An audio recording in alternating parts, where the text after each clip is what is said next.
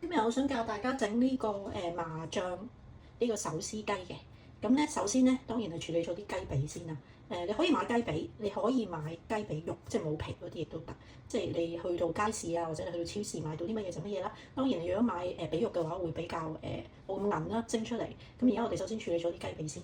我咧就通常咧會烚一烚佢嘅，去咗嗰啲雪藏味。咁我就煲一煲熱水啦。雞髀咧，首先要醃咗咧。先至可以去做下一步嘅。如果唔係嘅話，本身隻雞髀咧蒸完出嚟咧就會冇味道噶啦。我咧自己就會用鹽焗雞粉去醃呢個雞髀嘅。因為最方便啦，咩味道都有晒喺入邊咧。咁同埋嗰個手撕雞出嚟咧，本身係嗰個味道會好適中咯。但係如果你話你喺超市啊，或者其實呢啲糖貨鋪有得賣嘅鹽焗雞粉咁樣樣。如果唔係嘅話，你好簡單地，你落少少胡椒粉同埋落鹽去醃個雞髀都得嘅。咁我就而家用鹽焗雞粉啦。蒸緊呢個雞嘅時候，就教大家整咗呢個芝麻醬先啦。我哋撈好手撕雞嗰個。首先咧係2湯匙呢個芝麻醬咧，你可以買日式嗰啲芝麻醬啦，胡麻醬。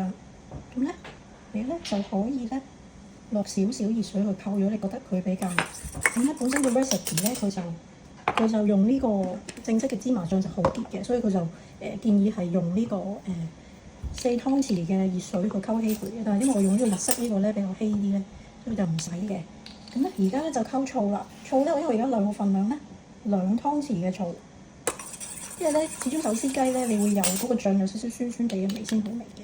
就落豉油，因為都有少少鹹味啦，你唔可以淨係甜味啦。2湯匙半嘅豉油，跟住咧就落糖。咁個糖咧就建議係落3湯匙嘅。跟住咧你加晒所有嘢之後咧，你就可以攪勻佢啦。其實你唔落水都得嘅，你落咗水咧就稀啲，個醬咧就容易 blend 落去啲嘢食多啲。咁但係永遠你整醬汁都係啦，你整完之後都要試試味啦。你覺得佢夠唔夠味？其實你整所有嘢都係啲 recipe，佢教你幾多咧，你自己因翻你自己中意嘅味道，你可以調校嘅。呢個醬汁咧就搞掂㗎啦，咁你可以雪住佢啦。落翻嚟呢個手撕雞啦，咁頭先蒸好咗啲雞髀啦，咁我當然就係要拆咗啲肉佢啦。咁啊，你搣絲啦，即係隨專便啦，你自己中意幾大嚿或者幾大條，你自己決定啦。咁就頭先講到雞髀肉就會係滑啲嘅啦。咁你做手撕雞咧，其實我自己就中意食雞髀肉嘅，咁我就唔中意食雞胸嘅。咁但係當然你可以選擇雞胸啦，雞胸會更加容易啲搣添。咁但係雞胸就食落去就比較鞋口啲咯。咁就時間關係啦，我已經切好咗啲青瓜絲啦。咁當然呢個手撕雞嘅靈魂梗係要有呢個。